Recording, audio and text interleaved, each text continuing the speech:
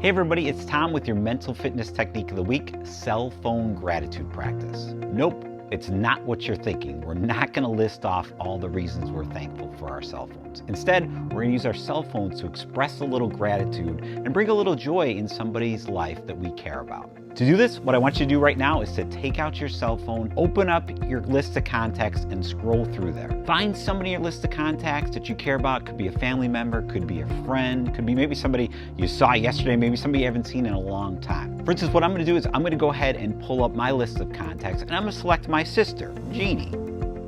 Thanks for all your help with the videos.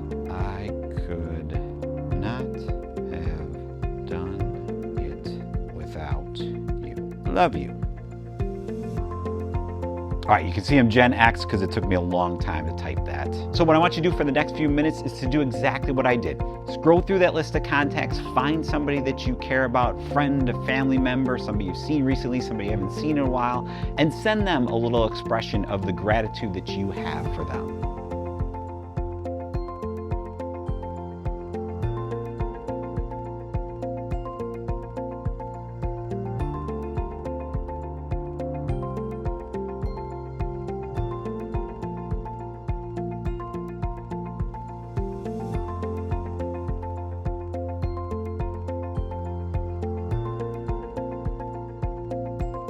All right, who'd you text? Why don't you go ahead and share that in the comments below, the person that you texted and what you are grateful for about them. And how do you feel? Does that make you feel a little bit happier? I know it does me every single time that I do it. Sharing gratitude with the people that we care about is one of the most powerful ways to help us to feel happier and healthier and spread that love and joy to other people in our lives that we care about.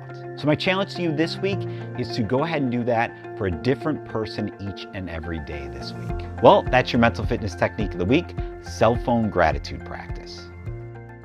If you found this valuable and would like more resiliency building tips, as well as additional mindfulness, meditation, or visualization exercises, be sure to subscribe so you don't miss out on any of our new content. See you next week.